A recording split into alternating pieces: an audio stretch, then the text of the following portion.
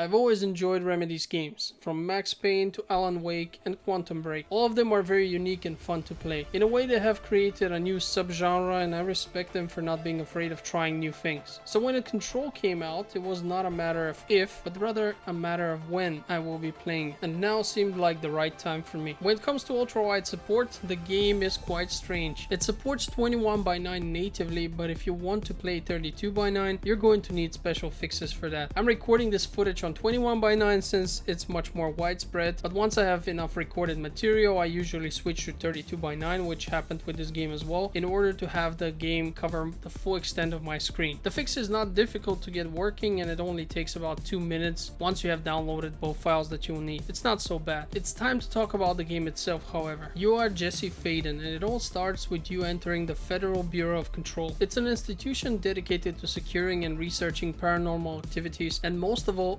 objects. The concept is far from new, but the execution here is modern, so that I was drawn to it like a moth to a lamp. It all starts with you going to meet the director of the bureau, only to find him dead. It all looks like suicide, but you decide to do the stupidest thing you could do in such a case and pick up the gun lying next to him. Luckily, that's all it takes for a shift to take place, and suddenly you are the new designated director of the FBC. From here on, your tasks will involve cleansing paranormal items, defeating a malicious force, and uncovering the secrets of the bureau. The game starts relatively slowly since it's all quite foreign and confusing. The whole story takes part within the bureau, but since the building itself is an item of power, and thus paranormal in nature, you will see things and places which should not be possible within the confines of our normal walls. As you cleanse different objects of power, you also acquire additional abilities, which will make the combat and exploration a bit more interesting. Now that we have an idea what the game is all about, it's time to start tearing it a new one. The first issue I encountered was a tendency to crash and freeze. It seems that the game doesn't know how to handle overclocked hardware. I have a 1080 amp Extreme, which is factory overclocked and thus perfectly stable, but the game still crashed from time to time. People on the internet reported that the only fix they have found was to disable the overclock, but that was something I was simply not willing to do. Luckily, the crashes were rare, but common enough to annoy me quite a bit. As I was going through the game settings, I did notice something nice. You can select what gamepad prompts to have, Xbox or PlayStation. This is very convenient and I appreciate it, even though I would never play such a game with a gamepad. It's still something that should always be available in all games that come out, because nowadays everyone's got some kind of gamepad and sometimes it's really convenient to use it with some games. On the visual end of things, this game looks good, although I found the dull colors a bit boring. I know that it was an artistic choice, but I simply did not like it. The character models were actually quite good, although I was initially put off by our protagonist's horse face. Then again, not every female character has to be attractive. As I played her, I came to realize that her character was still quite likable. In addition to that, the voice acting in this game is superb. I did notice that the character's animations and especially the lip sync was done without any motion captures, and have to say that it looks quite good when taking the limitations that play here into account. My wife was of another opinion, and I've seen that a lot of people online also find the lip syncing to look quite ugly, but I think it was fine. Since the game gives you a telekinetic power upgrade early on, you will be throwing things at your opponents. I actually ended up focusing on that ability at first and leveling up its damage. Yes, you can actually upgrade your abilities and also drop random mods which can give you various minor buffs. Remedy has decided to complement this ability with a physics engine, which feels a bit too loose if you ask me. Things seem to mostly have no weight. While it is cool that the environment is so destructible, it's also quite odd how it breaks from you just bumping into it for the most part. Outside of combat, it just looks stupid to be honest. The map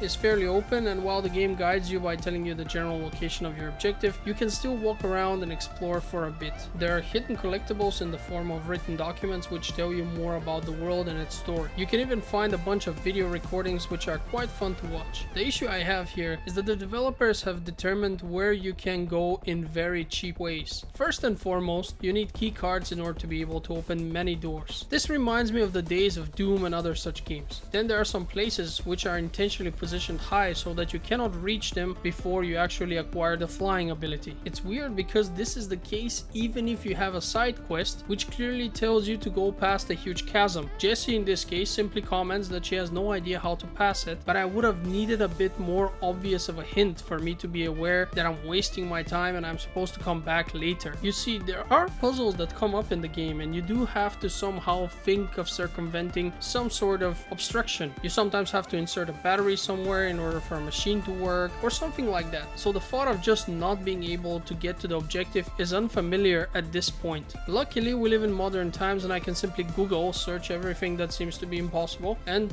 I immediately found out that this is a place where I'm supposed to come back later. Annoyingly though, before I did this, I actually spent around 20 minutes trying to figure out a solution for this, thinking that there must be a way and the game wouldn't just put me somewhere and tell me to go over there on the other end of the chasm, only for me to find out that I actually cannot do it at this point. I figured at least they give me a bit more of a clue rather than Jessie just saying, how do I do this? Because she does tend to comment all the time about things, and many times her comments are rather confused and really not helpful. And speaking of level design, well, you do get to see some very unusual places later on. At first, most of the action will take place within an office building, which can quickly get repetitive and boring. What is made worse is that the enemies will actually respawn at certain locations, meaning that almost every time you pass by, you will have to fight them again, and that's really annoying. It reminded me of an MMORPG, and it makes absolutely no sense here. This is a story-driven single-player game. The only explanation I have for this is that the developer wanted to make side missions more challenging, since those force you to go back to places which you have already visited. But that's still hardly an excuse. They could have simply scripted special fights for those missions. And I haven't mentioned yet that you can fast travel. If you are like me, you prefer going on foot because you might find some collectible you have missed in the past, but it seems this behavior is to be discouraged, because if you go on foot, you have to fight through the same enemies all the time. The game also tends to be too punishing. The checkpoints can at times be really far apart, forcing you to repeat a bunch of fights before you can reach the hard boss which you were killed by a few minutes ago. It just felt like the game is more combat heavy due to the respawning enemies than it should have been. I did mention how you can upgrade your abilities and augment them with mods. These mods can be found but also crafted using a special resource which you are collecting by killing opponents. This might be another reason why the enemies respawn. You end up losing 10% of that material upon death, so the devs wanted you to perhaps have a chance to grind it back. I don't know. It doesn't help that there are no tutorials to teach you about these advanced functions. You just have to find them on your own. Last but not least, I want to complain about the repeatable side quests you get randomly. They actually have a completion timer and require you to get to a part of the building and kill the spawning mobs there. This is yet another shovelware kind of quest which simply has no business being in a story-driven single-player game. I ended up ignoring them after having done one, but they still popped up and nagged me to complete them with their stupid timer next to them. On the other end, there were some good side quests as well, which were not only interesting in terms of gameplay, but actually ended up expanding the game's universe and telling a compelling story. But the nicest rewards are the additional costumes. Strange enough, the visuals and the game mechanics of this game somehow reminded me of 2017's Prey, but unlike that game, here there are almost never any options to actually circumvent having to use a keycard by using physics and abilities of yours, which I find disappointing. The keycards here are a barrier designed to make sure you do not advance through the game in any other way than the linear designed for you. To be honest, I'd rather have a proper linear level than an open level design with lots of limitations implemented solely for the purpose of slowing you down and bringing you back on the correct path. I've had so many cases where I remember that there was a door with a lock somewhere, but I'm not sure if that lock wanted a level 3 access card or a level 4 one. So I usually walked somewhere around there in order to find it. My memory isn't that good and the place looks the same. I would find it after a while and I would figure out that my keycard was the wrong one, so kind of wasting my time. In any case, the game will take you around 12 hours to finish if you play it as I did and try to unveil all of its secrets. By that point I was beginning to get bored, but luckily the ending spiced things up by giving you a few extra missions, a new costume, and some new changes that come with the patch, and above everything else, the Foundation DLC. It offers a whole new map to discover, several new altered items for you to cleanse, and 2 new abilities. The map looks almost nothing like the original ones, and it took me almost 6 hours to complete it. The thing is, the DLC was better than the base game at almost everything it was doing. The fights were better choreographed and the areas were more interesting. Not to mention the new side quests, which were also way more original. The puzzles also offered a bit more of a brain teaser than the previous ones and seemed a bit different, although they still used the same mechanics. For 15 bucks, this DLC delivered so much value and sparked my interest in the game at a time when it was almost at its lowest. If you enjoy the base game, I can wholeheartedly recommend that you play the DLC as well. So, who's this game for? Well, if you're like me, you love weird things happening in your games. Strange nightmare sections, parts where you are playing a drug-induced hallucination, or any of those. In this case, Control is right for you because it can be very trippy in nature. The whole paranormal pseudoscience works really well here and makes for a unique game. On the other end, if you're someone who wants a third-person shooter with good combat, combat. You will not like this one. The combat's quite annoying for the most part and it's just not that fun. While the controls reminded me of Quantum Break, the combat sections play very differently. At the end of the day, I enjoyed Control. It's a good game, but it could have been so much better. The developer needs to reevaluate some of the grindy aspects of the game. They simply have no place being here. There are also smarter ways to restrict the player's exploration than keycards. I know that the idea of those fits within the setting of a federal bureau where everything has a classified status, but it also contradicts directly with the main plot in which you are the director of said bureau. There should be no door which you as a director can't open. In any case, the game clearly hints towards a sequel at its end, so I'm looking forward to seeing how things improve. The setting has huge potential and definitely appeals to people such as myself who are into weirder science fiction-y games. You've reached the end of my review, but allow me to quickly mention my Patreon account, the link to which you'll find in the description of this video. I publish links to free games there, so checking it out from time to time is always worth it, and should you decide that you want to support my channel, that would be a direct way to do it as well. In any case, thank you for watching and have a great day.